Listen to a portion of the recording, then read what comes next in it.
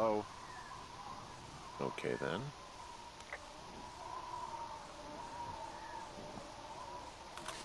Hi, Ollie. Hi, Sean. It's nice that we're doing a tape together. I know, is this the first one? It's our first and only one. Oh, that's a shame. I feel like we've done so much together not on tape. At least not recorded in the way that you know about. Okay. And here we are talking about Hawk's Rest. Hawk's Rest. You concepted this area quite a Yeah, bit. the idea was that it would seem from the outside a sort of innocuous little house on the edge of a cliff, much like your own lookout, but when you open the door you get the surprise that it's been burnt away and you just see a vista and sort of rush of wind as you open that door, and I thought that would be a really fun reveal to the player. Yeah, and I sort of screwed it up when I first wrote this scene, because all of these sort of like Hawk's Rest dialogue and all the stuff about Raccoon Carter was as you were walking up the hill, you could report the cabin, which was a lookout tower, at the top of the hill, and then get into this story about its former inhabitant as you were approaching it, and then it sort of buried the moment in a way. So we took all that stuff out, and I hacked in very inelegantly, I think, that Delilah just doesn't answer you when you ask her about what the house at the top of the hill is, and then you get to experience it alone before getting the story about Raccoon Carter, and I'm really happy with the way that worked out. Also, There's a secret. but the raccoon that lives in the stove that you may or may not know about is only there on certain days because of a myriad of design reasons. But if you're here on any day that isn't day 2 and you open that stove, there's a little critter in there. And that was animated by James, textured by Ollie, drawn by Ollie. I really like that raccoon, Oliver. Thanks, Sean. You did a very nice job on that raccoon. Also, you did a very nice job on the rest of the game, and I'm only going to tell you that on the Hawk's Rest tape. I'm actually going to edit this out. I don't want anyone hearing me ever compliment you. Fantastic. In the record, but because it's our only tape together. But yeah, I really love the way this area came together. It's lovely. Lovely the way it is. Very nice. Well done. Hey, it's Jake again. And Mark's here. So is there anything style-wise that you had to consider on this game as opposed to doing work in I don't know, a lot of the other stuff you've done is probably more AAA in scope? Yeah, I mean, my previous work, I've done a lot more just ridiculous, over-the-top Hollywood-type blood squibs and explosions and laser beams and that kind of jazz. So it was neat to just sort of stop and think about what the relevant effects to walking around a national park would be. Right.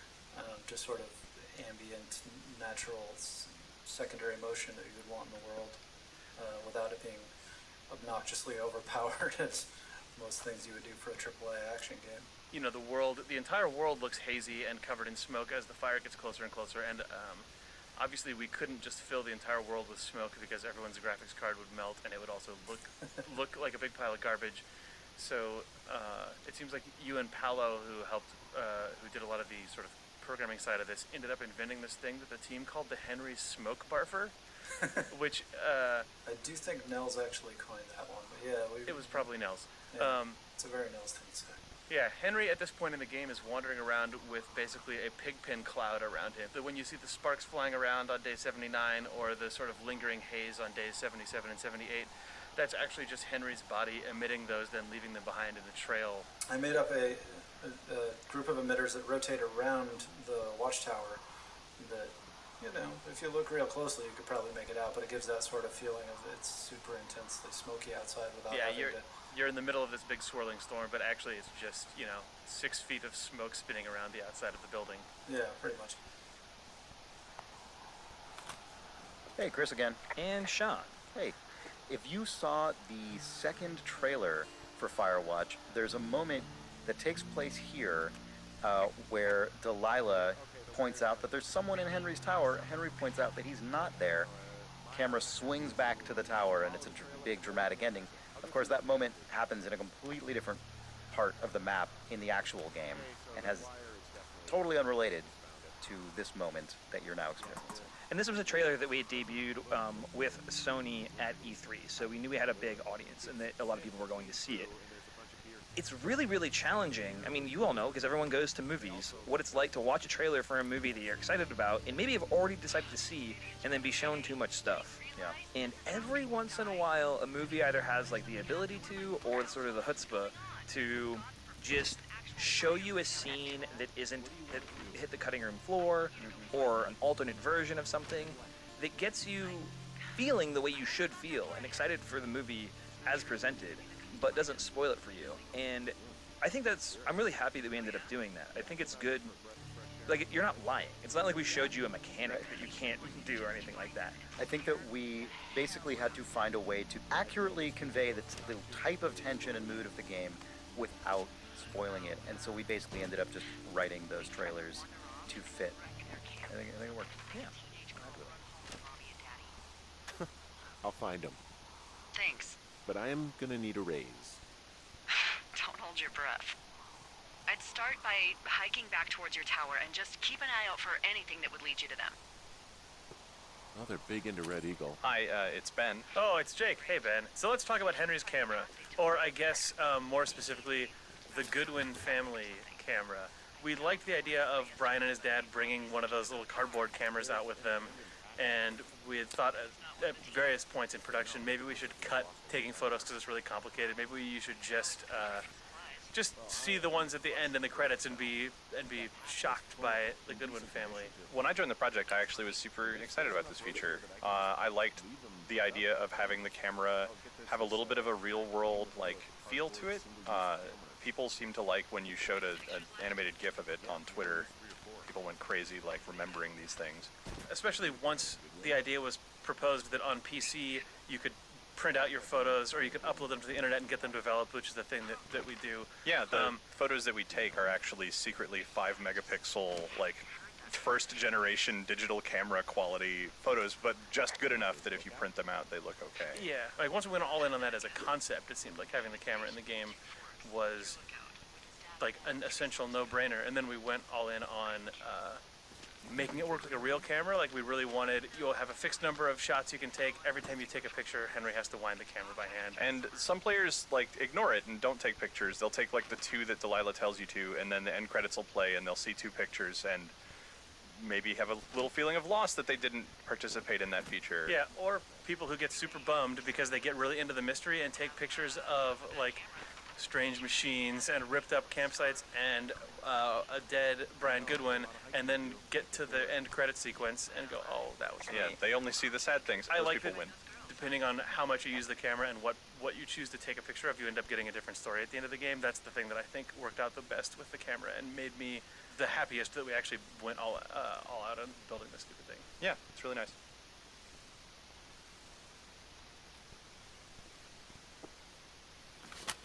Hey, Chris here. And Patrick. Hey, Patrick. So at this point in the game, we're starting off on the search for the teens. One big challenge we frequently had on Firewatch was figuring out how to guide players when the person giving you your current objective doesn't actually know where to send you. Delilah knows you need to find the teens, but neither of you have any idea where to start. And in this case, we'd used telephone poles to get you up to Beartooth Point, and we're now using some beer cans to sort of lead you in the general direction away from that. Of course, we rapidly saw that these teens were drinking a truly ludicrous number of beers in one walk. I think you and I both placed quite a few of these beer cans, probably you even more than I. Yep. It started to sort of strain credulity. Right, which is why I think we had to add that case at the end just to make it plausible that there are something like 30 cans out there. Right. Yeah. Probably the best tool we ended up coming up with for this, which was the smoke plume, Right. was because we were getting increasingly uncomfortable with stretching fiction so far to the point of adding this many Hansel and Gretel beer cans. That's right. And but even then, the smoke plume was not enough. Many players didn't notice it or weren't looking up, which we know is a common game design problem. And that's when we started adding dialogue where Henry could call into Delilah and basically say, do you have any ideas? I'm lost. I still can't find them. Kind of mirroring what we saw in playtesting where people did get lost and got frustrated. Right. Ultimately, when that fell down...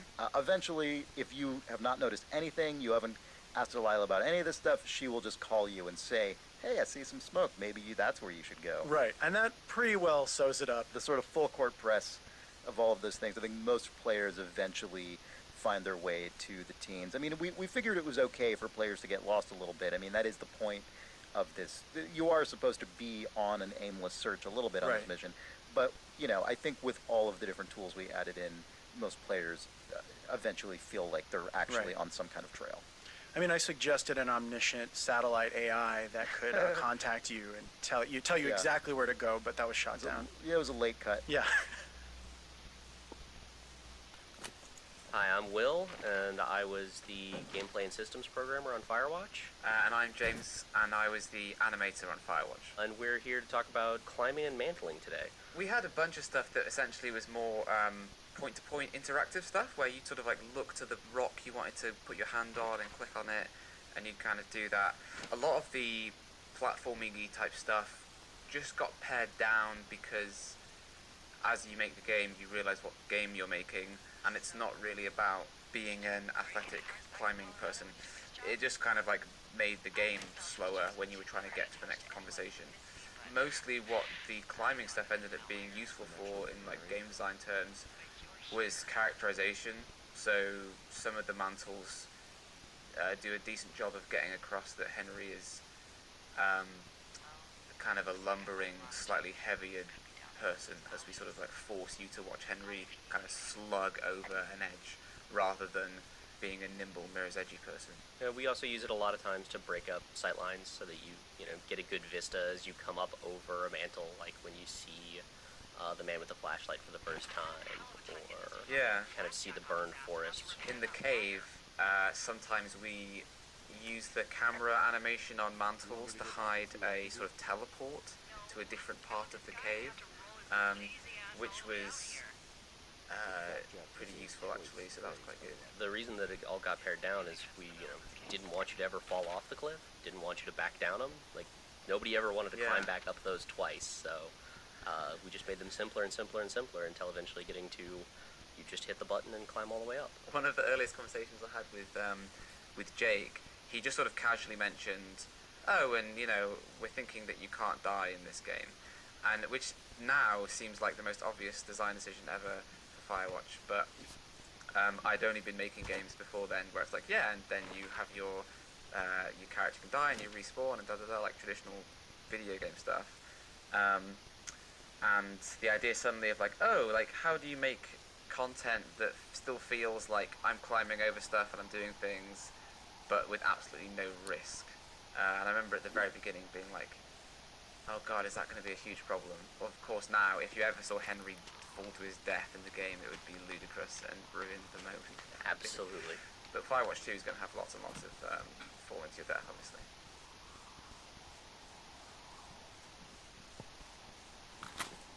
Hey, Jane. Hi, Jake. Let's talk about how I almost killed you over this canyon crossing. Why would anyone have any objection to something in a game as lovely as this area? So originally, when we first built this whole canyon, you can only walk through the bottom where the creek is. It looks really lovely when you're walking along the bottom looking up. And you cannot get close to anything. You can just up here. imagine what the top of the canyon looks like, and you don't ever have to see it or make it. Basically, there was nothing up here. But what if, think about this though, what if you could walk across the top of it and look down, and then we built all of that too? I just remember the day when you mocked this out in the paper map and just gingerly just showed it to me. And then I looked at it and I was like, What's that no. line? What's that line doing going over the... No way, Jake. There was no way I was going to win that. I mean, I ended up just building a lot of it myself to And try then, yeah, and and I think you were like, okay, how about this other thing? I was like, okay, this other thing is fine, but this is definitely not happening. I just secretly built a million walls and trees and like did every single thing that I possibly could to make it so But you you would look did at a it. good job though, because like the thing I was really worried about was when you're up there, you end up seeing basically the whole length of the canyon, and then also all the way to basically towards Delilah's tower, which means it's like Right, way all the way like through like Yeah. the Beartooth Point it would be area, like way or too much game to try to draw. Mule Point. Yeah, So that exactly. was the original sort of, It was a lot fear. of very careful, then you go around this turn and then you secretly drop down 3 feet and a bunch of Yeah. huge trees come up. I was very happy that we were able to get the canyon Yeah. crossing in, because it's one of the few places where I think you do a total figure 8 over yourself. It was nice that you managed to problem solve all the sightline areas before I lose my mind. Thanks for not killing me. I'm alive to be on this commentary track. I think I just spotted something. I can barely make it out, but there's a small wisp of smoke way down to the southwest. You should be able to find a way over there from the meadow by the lake. Towards 5 Mile Creek. It's in the southwest quadrant of your map.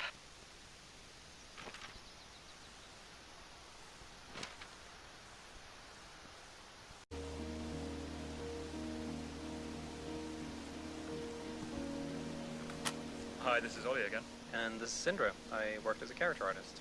One of the most important things about this game, from our point of view, was to try and get the player to kind of inhabit this character Henry, and a big part of that was his character design. We wanted him to be a little different to the regular kind of character you might expect from this kind of game. He's a little older, a little more portly, and we wanted to make sure that, you know, when you look down, you can see your body and you really like feel as if you are playing this character. And to do that, I designed him from the point of view of like trying to make him feel like an older man in terms of the way he moved, looked. We used a lot of, I guess, reference for this, particularly comedian Louis C.K. was one that we Yeah, I had going like back to. a mood board that I made that's just essentially just like a collage of Louis C.K. and there was also a fair bit of like Wreck-It Ralph and like the Heavy from Team Fortress, sort of like these heavy, sort of slow moving characters. So actually, when I was modeling, I would actually put like a camera in Henry's head so I could look down at his body, which is like, I think most of the design characters for third-person games and mobile and stuff like that, I was not used to, you know, designing anything from that perspective. The initial model I sent you guys was pretty much just a bunch of primitives mashed together, like really rough, sort of like, you know, early Dreamcast 3D kind of looking stuff, just to get like a feel for the, you know, just the proportions and to give James something to rig so you could just get something moving and kind of get a preview of the motions, because, you know, you don't need like a fully formed, highly detailed 3D model, just do animation. So actually nailing that stuff on early on was really important, I think. One of the biggest focuses was the hands, because those are the things that the player sees the most, and they're the most sort of expressive Henry. So we wanted to make sure that the shapes were really simple and bold and evocative in order to allow James, our animator, kind of give him the best material to work with and portray the character through those motions. Yeah, they're practically the main character. Hey, it's Sean. And Chris, hey Sean. So we are at the teens camp that has been destroyed, ransacked, rummaged, torn apart. Yeah. And I know you had some confusion over this, Chris. I did. I didn't realize I had confusion. So I was the person who did all the gameplay, wiring, logic, hookup stuff for this scene. And the entire time I was doing it, I, for some reason, was under the mistaken impression that it was a bear that destroyed this camp. I, for some reason, had convinced myself that, oh, Goodwin was sort of involved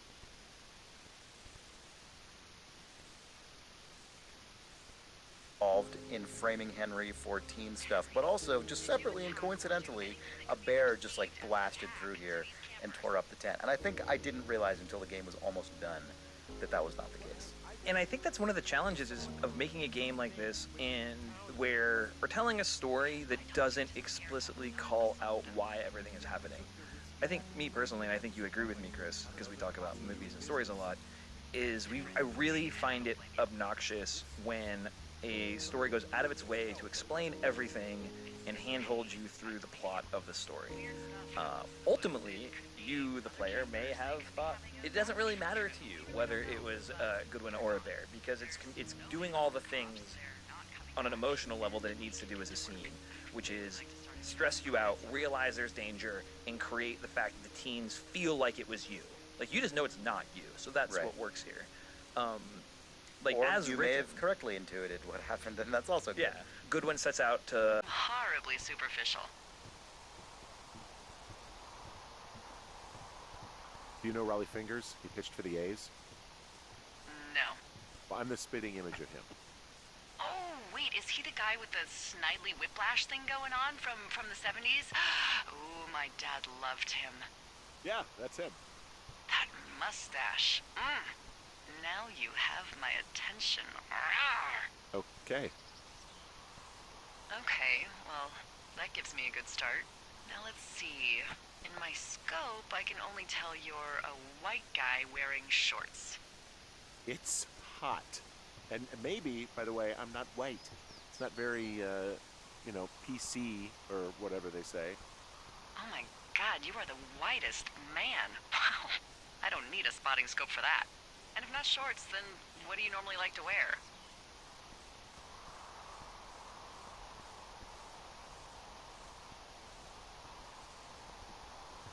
Now this can't be that hard.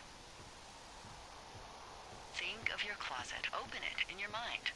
What is inside? I don't know. I like to look nice, usually. Well, I try now, I guess. Had a bit of a schlubby period, did we? Yeah, a good 25, 30 years, yeah. But, now you'll put on a clean shirt? Yeah, well, I have one that I got for Christmas, actually. Just, it's navy with white buttons, but I like it. I don't wear it that much, though. Well, it sounds just perfect. Now tell me about your face.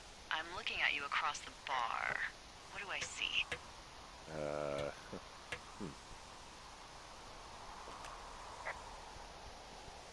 Well, I have a thin mustache, real thin mustache. I got a long scar, goes down across my eye and down my cheek. Well, I just happen to have a thing for thin mustaches. The thinner and pervier, the better. Well, then you are in luck. And a horrible scar. Just perfect. I want to know about your eyes. Get out of here. I'm drawing you. I need to know. Your what? Is that okay? Don't answer. I'm gonna do it regardless. Fine. Your eyes, tell me. They look tired, I think. Oh, yeah? Yeah, you hit a certain age and you think you're a younger person who just looks tired all the time. Speak for yourself, mister. But I guess that's getting old. Well, some people might see distinguished. Okay, got it. Thank you, Henry. You get what you need? Absolutely. Oh, and On day 2, you have a bunch of conversations with Delilah about Julia, or not. You can kind of choose to have those conversations in any which way you see fit, being really open about your life, or lying, or just sort of playing it soft. And all of that stuff now comes to a head here on day 33. And all of the choices you make, there's something like 30 lines of inquiry, but you can experience 4. I think there's like 33 maybe? You'll experience 4, and whatever is true in Delilah's mind, based on that, ends up sort of triggering this conversation here, where she wants to know either about Julia, a name she heard on day 15, or wants to tell you about her life and her experiences with a guy named Javier. And a lot of players will play this game and never even know who Javier is. It might be you. You might not know that character exists because of the way you talk to Delilah on day 2. You learn more about Delilah if you tell her less about yourself, if I'm not mistaken. It's actually the polls. So if you tell her absolutely everything, or you tell her absolutely nothing, yeah, you learn a lot about her. The way we made these work on day 2 is kind of interesting. There's a lot of sort of state management going on. We're paying attention to a lot of stuff. One is just how long has it been since you've talked to Delilah? But then we also kind of need to know how long has it been since Delilah has talked to you about some heavy life stuff? Because if she keeps calling you back and being like, so, tell me about your life. So, wife, huh? Girlfriend? It's just gonna feel, at best, annoying, and at worst, completely unbelievable. So we're also tracking that. And then we also don't want Delilah calling you like all the time. Like we don't want her calling you when we know there's a good chance you're about to discover something big in the mystery. Like you're about to climb to the top of the wire on day 2. And we don't want her to be like, so, girlfriend? That would be bad. So what we did is we actually paced the game out by putting these invisible sort of like cube triggers all over the world. And I mean, I probably placed, I don't know, 30, 40 of them. And as you enter them, the game just sort of asks itself, how long has it been since Delilah's called you? How long has it been she talked about Delilah? And what is true? What does she know to be true about Julia. And it was a little hard to debug, but we built a pretty like clean looking, at least I tried to build a really clean looking state machine for it. But ultimately, I'm really happy with the way it played out, in that it feels like you're wandering through the world and the conversation unfolds naturally. But furthermore, it was really fun to actually build once I had it working, because I could pace the game by physically moving triggers around the world, whereas like, oh, that was too soon, like spread these apart, delete that one, put that one over here, put that one in this grove. And it was a really sort of satisfying way to tell this part of the story.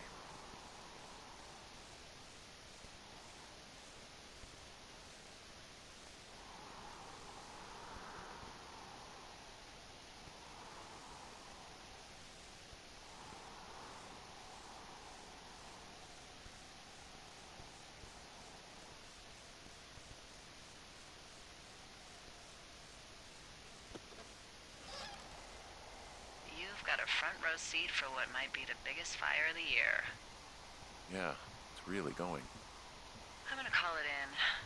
They'll send in a hotshot crew for some suppression, but I bet we'll be stuck with her for the rest of the summer. And she doesn't have a name yet. I usually think of something funny or something practical or a little risque when coming up with them. But why don't you do the honors?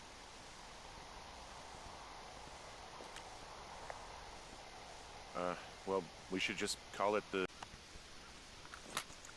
Hey, it's Chris again. And it's James again. This moment by the lake where you get punched out by the person who turns out to be Ned Goodwin is one of the few times in the game where we have a complete takeover cutscene like this, sort of fully animated. It shoulders the burden for the whole second half of the game of the player feeling scared. Like when they get to the research site, a lot of people have talked to me about they were always worried that they were going to get punched again because it happens from behind, so they're constantly sort of like spinning the camera around. Yeah, and it's along with like the rope breaking on day one, it's probably like one of those biggest punchy action set pieces I got to animate. And it's also interesting that like most of the action happens off camera, so I'm sort of implying a bunch of stuff and then sort of handing it over to audio and being like, okay, you need to basically make most of this actually work. Yeah, scoring this was almost like scoring a tiny little radio drama, because there are the sort of creeping footsteps behind you and they're panning slightly from right to left as they approach, and then there's the big like Indiana Jones style fist punch sound, which was really fun. This is definitely the most outrageous sound I got to put in this game. And then the ringing, yeah, it was really fun. This moment changed a fair amount because it was so incredibly difficult to communicate to the player, oh, there's this exact little thing on the ground that you have to notice and pick up, and you have to do that for the game to progress. There was actually a version of this where you didn't technically need to pick up the radio, and it just led to way too much like design uncertainty and confusion. Yeah, this was definitely one of those points where we had to be realistic about, is the game actually getting better for giving you the option to completely ignore every single part of the through line of the game? And in this case we said, no, it's not actually. Yeah, a lot of this game ended up being about finding a compromise between player expressivity and actually making sure some kind of coherent story got told. This was quite a significant example of that in development. It took a long time to nail down, but I'm pretty happy with where it ended up. Are you serious? So here we are at the gate of what Henry only knows is Wapiti Meadow. Soon to be known as Wapiti Station. Dun dun dun. So we can even talk about how you actually technically don't have to come here on this day at all, but presuming you haven't done anything strange, you now have to attempt to break in to this weird fence that's just seemingly out of nowhere in the middle of the woods. And realizing that the story needed that, we then were in a pickle where we went, well, we've never made you do anything like that before. Like, go and do an adventure game thing. Like, use an object with an object. And so we kind of put ourselves in a position via the story, and I think this is what I would classify as, like, not great game design, folks. Correct. Where for lack of, I'll take full credit, I guess, had pushed us into a place with the story where you needed to try to get into this place to justify going somewhere else less important to find a way to get in later.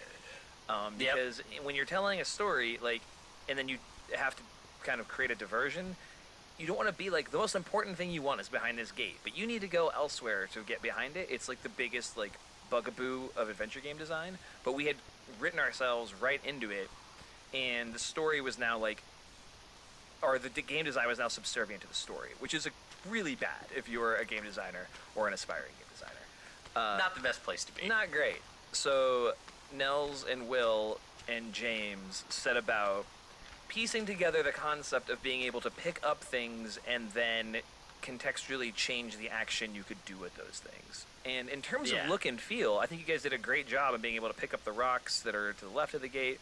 There is, you probably don't know this player because it's very difficult to see, but there is a stick to the right of the gate. And there's another one off to the left.